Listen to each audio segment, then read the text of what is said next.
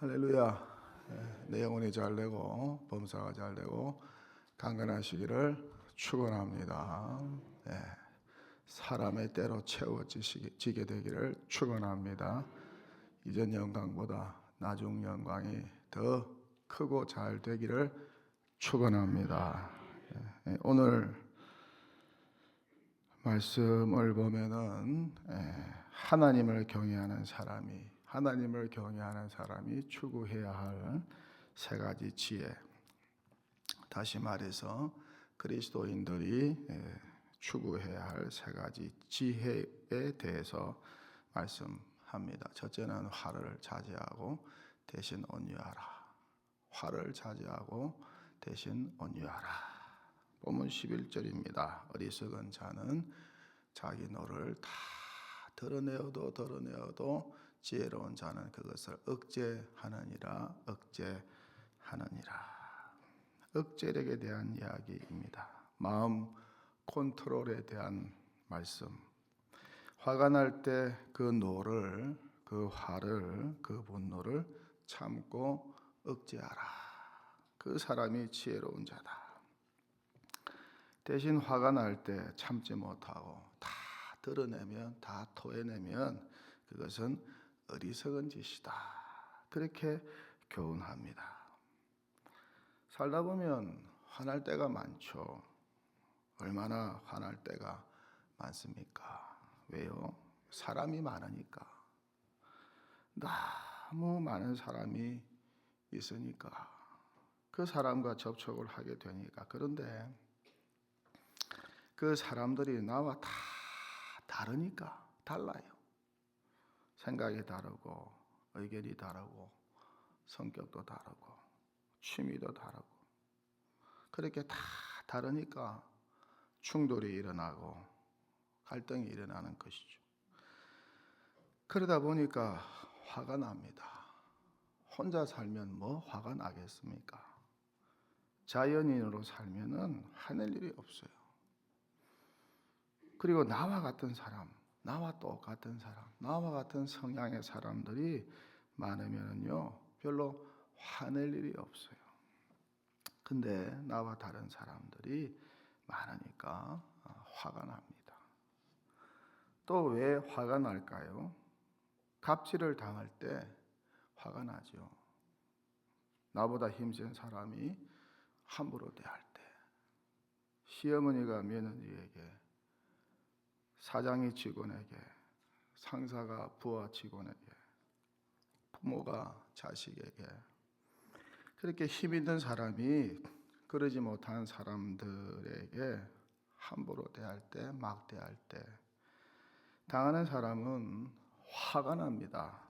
분노가 치밀어 올라요. 그래서 예전에 대한민국 며느리들은 화병이 많이 났습니다. 화병. 참다가 화가 쌓여서 병이 듭니다. 그래서 며느리들이 시어머니 보기 싫다고 시금치도 안 먹는다. 시금치도 안 먹. 시자는 다 싫다. 화가 나면 잘 풀어야 하는데 참기는 잘 참는데 풀지 못해. 풀지 못해서 병이 드는 거예요. 그래서 그것이 병이 됩니다. 그렇게 심령의 병이 육신의 병이 되면 육신의 병의 90% 이상은 마음병에서부터 다 오는 거예요. 육신의 질병의 90% 이상은 다 마음병에서부터 오는 거예요. 내 영혼이 잘 돼야 범사가 잘 되고 강건해지시는 줄 믿습니다. 영혼 관리, 마음 관리, 심령의 관리를 잘해야 돼요. 그래서 마음을 잘 다스려야 된다는 것이죠. 마음을 잘 다스리면 병이 안 생기고 건강해집니다. 스트레스를 잘 풀고 잘 관리해야 합니다. 만병의 근원이 스트레스라고 그러잖아요. 스트레스는 곧 질병입니다.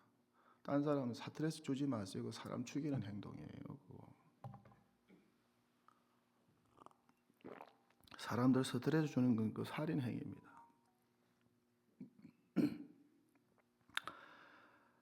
근데 지혜로운 자는 어떻다는 겁니까? 그 노를 억제한다. 자기가 그 화를 잘 다룬다는 것이죠. 그런데 미련하여서 노를 억제하지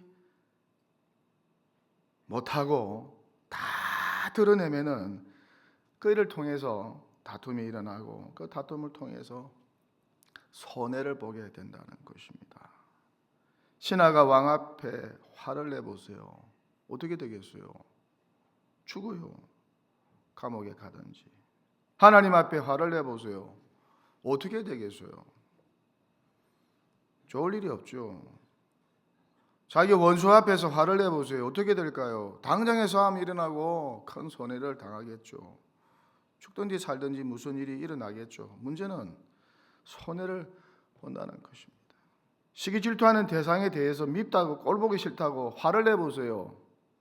어떻게 되겠습니까? 다투고 싸우고 그렇게 피해 있고 손해를 보겠죠. 가인이 하나님 앞에서 화를 냈습니다. 사울 왕이 다윗에게 화를 냈습니다. 밉다고 화를 내다가 죽이려고 했어요. 밉다고 화를 내다가 죽이려고 했어요. 그러다가 악령이 들어왔습니다. 반미추광이가 되었죠. 언제 우리 심령에 악령이 들어오느냐? 화낼 때 화를 참지 못하고 화를 억제하지 못하고 화를 발산할 때 악령이 들어오는 것입니다. 막 화내는 사람, 성내고 말하는 사람 얼굴 봐보세요. 그건 마귀지, 악마지. 그렇게 변화되는 거 나 많이 봤어요. 악마가 들어갔구나. 악령이 들어갔구나. 본인은 몰라요. 나중에 그 영상을 한번 본인이 보면 참 좋을 것 같아요.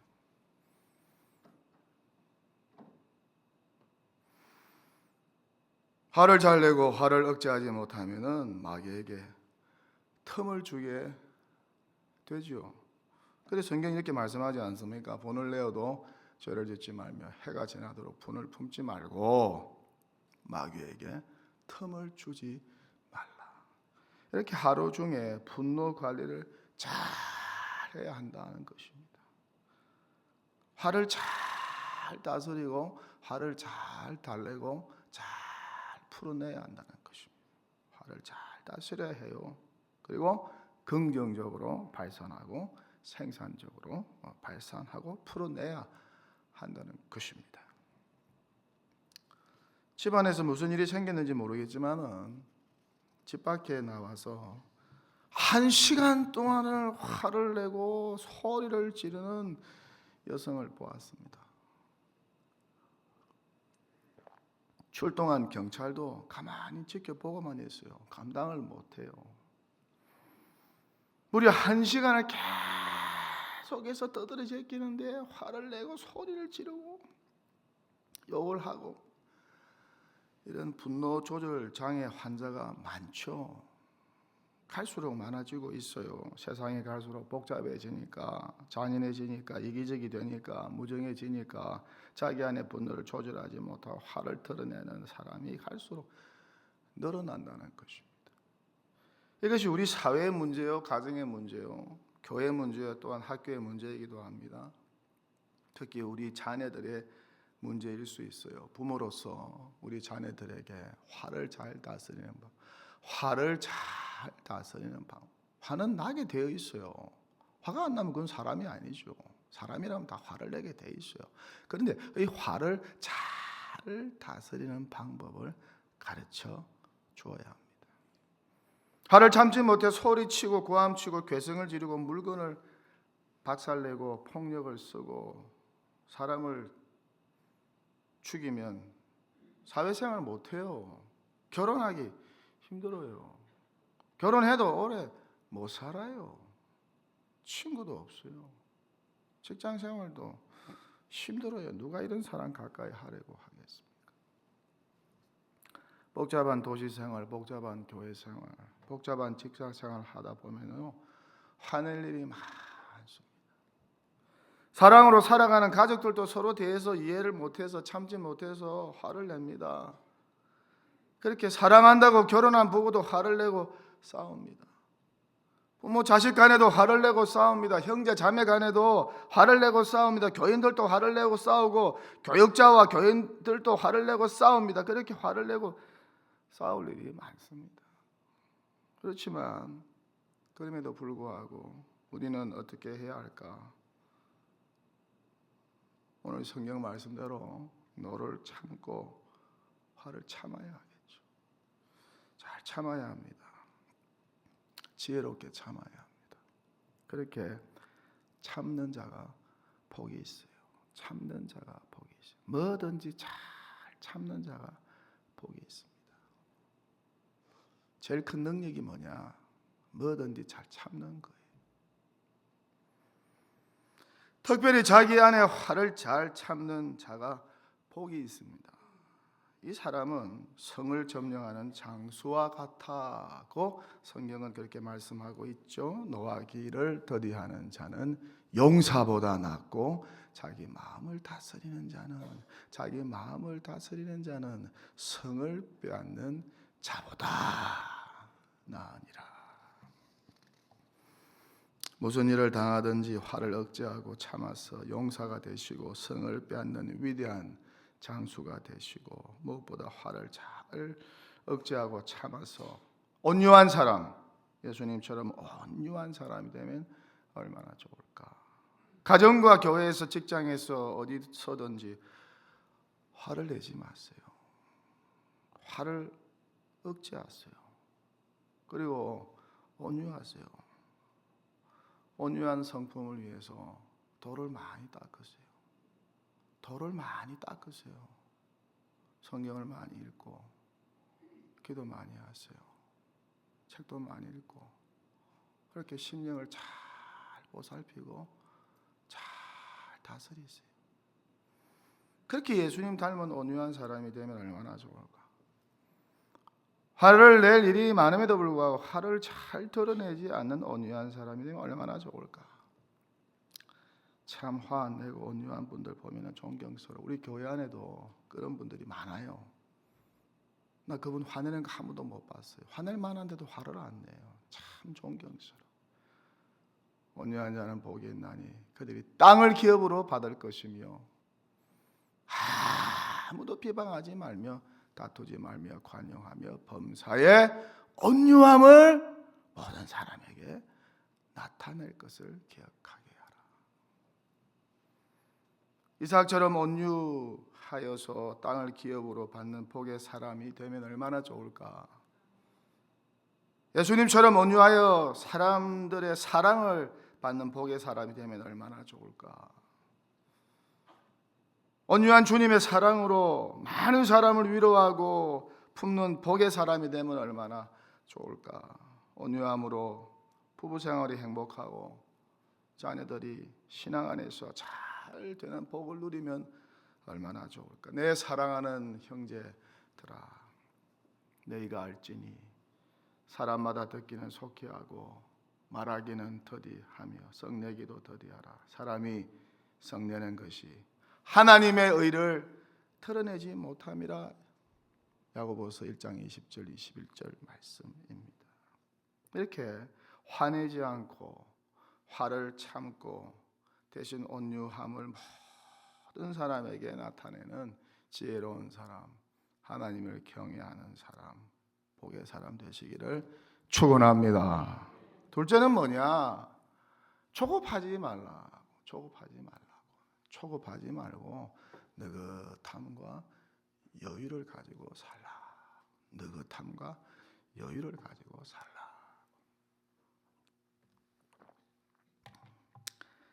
말을 조급하게 하지 말라고 하면서 이런 사람은 어떻다는 것입니까? 미련한 자보다 더 못한 자라고 말씀합니다. 20절이죠. 내가 말이 조급한 사람을 보느냐?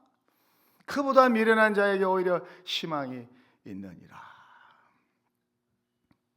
말이 조급한 사람은 미련한 자보다 더 미련한 자다. 그렇게 말씀하고 있습니다.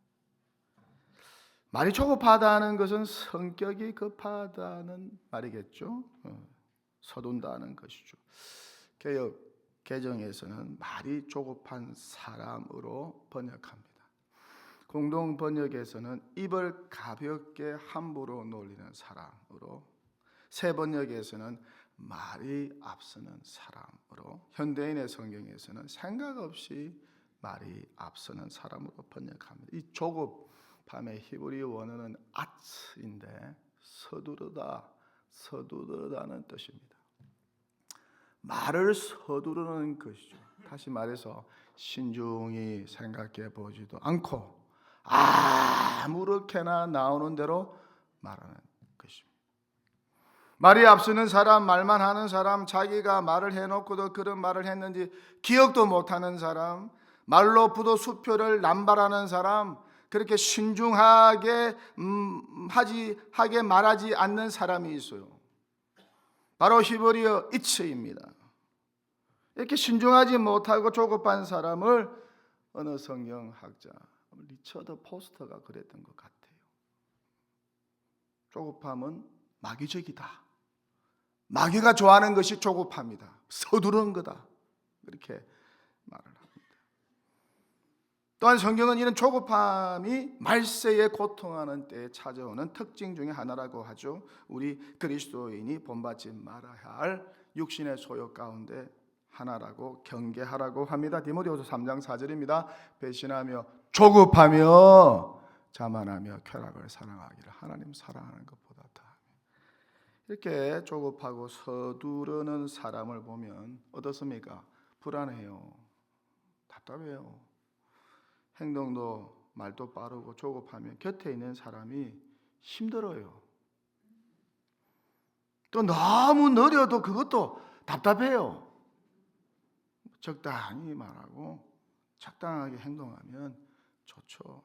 하지만 너무 조급해서는 안 된다는 것이죠. 차라리 느려도 신중하게 말하는 것이 낫지 않을까. 그러니 우리 성도는 어떻게 해야 하겠습니까? 신중해야 합니다. 신중하게 행동하고 신중하게 말해야 합니다. 신중하게 생각하고 말을 하고 신중하게 행동해야 한다는 것입니다. 교회 지도자, 목사, 장로, 권사, 집사가 갖춰야 할 중요한 덕목 중에 하나가 바로 이 신중함이라고 성경은 말씀합니다. 그러나 너는 모든 일에 신중하여 고난을 받으며 전도자의 일을 하며 내 직무를 다하라. 디도가 그레데 섬에서 목회를 했죠. 목회할 때 참 힘들어 했어요. 그래서 사도 바울한테 빨리 목회지 좀 옮겨달라고 부탁도 하고 그랬어요. 왜 나만 이 섬에 남아서 목회하냐고. 디모데는 좋은 도시에 가서 목회하는데 왜 나만 이 섬에 떨쳐놓고 가버렸냐고. 디도가 그레데 섬에서 목회할 때 참 힘들었습니다. 섬이라는 특수한 환경도 힘들었지만은 그 섬 사람들의 성격이 모난 데가 많아서 디도가 참 힘들게 목회하였습니다. 교인들이 예수 믿고도 성격이 안 변화되어서, 여러분 예수 믿으면 성격 변화됩니까? 안 변화됩니까? 안 변화돼요. 뭘 변화가 돼요? 그대로예요. 그대로. 성격 변화되는 사람은 정말 기적을 경험한 사람인 거예요. 기적을 경험하는 여러분 되기를 축원합니다. 예수 믿고 성격이 변화돼. 하나님께는 불가능이 없어요. 동독의 성격이 변화되기를 축원합니다. 부모의 성격이 변화돼요. 자식이 변화되죠. 하여튼 디도가 너무 힘들었어요. 교인들이 예수 믿고도 성격이 안 변하니까 디도가 정말 힘들었습니다. 디도서 1장 12절은 이렇게 말씀하고 있습니다. 그레데인 중에 어떤 선지자가 말하되 그레데인들은 항상 거짓말쟁이이며 악한 짐승이며 배만 위하는 게으름뱅이라 하니. 아이고 주여입니다. 이 사도들이 디도에게 교인들 중에 이런 못된 성격 가진 자들을 어미꾸짖으라고 명합니다. 마음과 양심이 더러워졌기 때문에 어미꾸짖으라고 말씀합니다. 신앙생활이 뭡니까? 말씀과 성령으로 더러워진 마음과 양심을 세척하는 것이죠. 깨끗하게 하는 것이죠. 빨래는 잘하는데 자기 마음을 빨지 못하는 사람이 얼마나 많은지 몰라요. 빨래도 잘하고 마음 세탁도 잘하기를 축원합니다. 나는 얼굴 세수할 때 항상 마음을 쳐다봐요. 내 마음도 씻어야지. 아침에 마음 세수도 해야지. 화장할 때도 요새 내가 화장을 합니다. 뽀얗죠? 하얗죠? 이렇게 화장하면서 내 마음을 화장하는 거예요. 마음을. 이들은 하나님을 시인하나 행위로는 부인하는 자들이다. 가증한 자들이다. 복종하지 아니하는 자들이다. 모든 선한 일을 버리는 자들이다. 그러니 기도의 목회가 얼마나 어렵고 힘들었을까. 편하지 않습니다. 하나님을 인정하고 예수도 믿는데 교회도 다니는데 직분도 받았는데 그 모난 성격이 그 더러워진 마음과 양심이 편하지 않습니다. 그러니 얼마나 기도의 목회가 힘들었을까. 밑 빠진 독에 물 붓기 아니겠어요. 이런 자녀를 둔 부모가 얼마나 힘들까. 이런 학생을 가르치는 교사가 얼마나 힘들까. 이런 직원을 둔 상사가 얼마나 힘들까. 그런데 이 그레데 교회 교인들의 가장 큰 문제 중에 하나가 성급함이었다는 것입니다. 말이 성급하고 그래서 함부로 말하고 행동이 성급해서 함부로 행동하고 말을 해도 지키지 않고 그렇게 신중하지 못하다는 것입니다. 그래서 디도서 2장을 보면은 계속해서 신중하도록 저들을 가르치고 지도하라는 권면의 말씀이 무려 4번이나 반복이 되고 있어요. 디도서 2장 2절에 늙은 남자들도 신중하며, 5절에 늙은 여자들도 신중하며, 6절에도 젊은 남자들을 신중하도록, 12절에 신중함으로 이 세상에 살고. 성경 어느 장에 한 장에 신중하라는 단어가 4번씩이나 반복되는 곳이 또 어디 있을까? 절대 조급하지 마시고 서둘지 마시고 신중하게 행동하여 좀 여유롭게 행동하면 얼마나 좋을까. 이렇게 행동하여 하나님께 영광 돌리시고 주변 사람들을 편안하게 만드는 지혜로운 사람, 하나님을 경외하는 사람, 그런 복된 사람 되시기를 축원합니다. 방송실장님 저거 지워주세요. 마지막 3번째는 사람을 두려워하지 않는 것입니다. 사람을 두려워하지 않는 것입니다. 대신 여호와를 의지하는 것입니다. 그런 사람이 지혜로운 사람이고 하나님을 경외하는 사람이라고 말씀합니다. 본문 25절입니다. 사람을 두려워하면 올무에 걸리게 되거니와 여호와를 의지하는 자는 안전하리라. 같이 한번 읽어보실래요? 사람을 두려워하면 올무에 걸리게 되거니와 여호와를 의지하는 자는 안전하리라. 사람이 무서울 때가 있죠. 아버지가 무섭고 남편이 무섭고 그래서 병들고 트라우마가 생기고 평생에 그 때문에 장애가 되고 성격 장애가 되고 정서 장애가 되고, 또 어떤 사람은 엄마가 무섭고 아내가 무서워서 괴롭게 힘들게 삽니다. 무서워서 눈을 똑바로 쳐다보지를 못해요. 여러분 지금까지 살면서 제일 무서운 사람이 누구셨나요? 지금까지 살면서 제일 무서운 사람 누구셨어요? 무서운 사람, 두려운 사람이 있으면 사는 게 불편합니다. 두렵고 떨립니다. 그걸로 인해서 병이 듭니다. 자기 능력과 잠재력을 충분히 발휘하지 못합니다. 사람을 두려워하면 올무에 걸리게 됩니다. 올무는 짐승을 잡는 덫이죠. 맞는 말입니다. 두려운 사람이 있으면 그 올무에 걸려서, 덫에 걸려서 허우적거리고 자기 실력을 제대로 하지 못해요. 두려운 사람이 있었다면 빨리 그 그림자에서 벗어나야 합니다. 그래야지 행복을 추구하며 살 수 있어요. 그래야지 자기 인생 살 수 있어요. 그 두려움의 그림자라는 발목에 걸려 있으면은 그 덫에서 계속해서 허우적될 수밖에 없어요. 불행하게 살 수밖에 없어요. 빨리 끊어버려야 돼요. 그것이 우리가 건강하게 되는 길입니다. 모든 사람 앞에서 담대하면 좋죠. 자신감 있고 담대하면 얼마나 좋아요. 대통령 앞에서도 담대하면 얼마나 좋습니까? 누구를 만나든지 주눅 들지 않고 담대하면 얼마나 좋습니까? 응?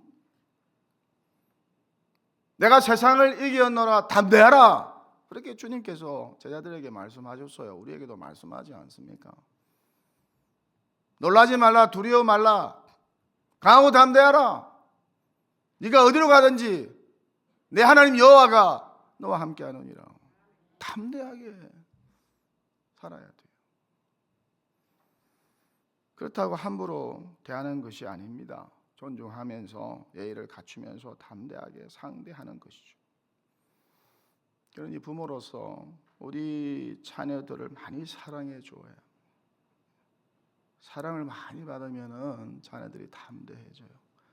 사랑을 못 받으면은 자녀들이 주눅이 들어요. 자신감이 없어요. 눈을 똑바로 못 쳐다봐요. 겁을 많이 먹어요. 자녀에게 부모가 무서운 존재로 여겨진다면은 그 자녀는 절대 행복할 수가 없어요. 병들어요. 심령이 병들어요. 특히 불안증에 걸립니다. 부모가 너무 무서우면 집에 와도 불안한 겁니다. 그러면 거기서 성격장애, 정서장애가 일어납니다. 평생 그 장애로 고통스럽게 삽니다. 나는 그런 사람 너무 많이 보았어요. 겉은 번지르해요. 직장도 좋아요. 별 문제 없어 보여요. 그런데 이 정서장애, 성격장애로 고통스럽게 사는 분들 많이 보았어요. 어떤 의사는 무서운 아버지 밑에 자라서 의사인데 말을 더듬어요. 신경정신과 의사예요. 환자가 더 불안해요. 의사가 말을 더듬고 있으니까. 나한테 상담을 하더라고. 목사님, 도대체 제가 이 신경정신과 의사를 해야 되겠습니까? 한참 본인이 답을 하시더라고. 소아과로 지금 바꾸려고 노력하고 있습니다. 의사 되려고 안 했대요. 아버지가 너무 무서워서. 의사 안 되면 너하고 나하고 관계 끊는다고. 머리는 똑똑했으니까 어쩔 수 없이 의사가 되었다는 그 무서운 아버지 밑에서 말을 더듬는 거지. 부모는 저 자녀를 사랑으로 품어주고 용서로 품어주면 제일 좋죠. 그런 부모 만난 자녀는 큰 축복을 받은 자녀입니다. 강아지도 마찬가지입니다. 저도 강아지 키우지만 여러분 강아지 키우는 분들 계세요? 우리나라 강아지들 많이 키우잖아요. 애기 끄는 그 스트롤러입니까? 그 애기들이 안 나오고 강아지들이 튀어나오는 경우 난 놀랐어요. 그냥 반은 강아지가 튀어나와. 젊은 사람들 애도 안 낳아. 강아지 키우고 데리고 사는 거야. 편하니까.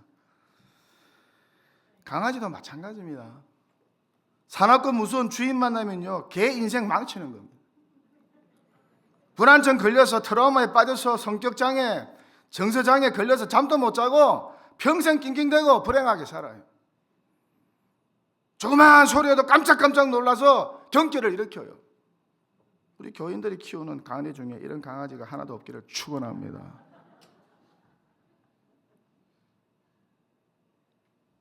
우리 예수님은 사랑의 주님입니다.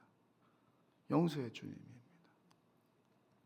사랑으로 용서로 품어주는 부모, 지도자, 교사, 구역장, 기관, 부서장, 재직, 중진 그런 성도와 지도자가 되면 얼마나 좋을까.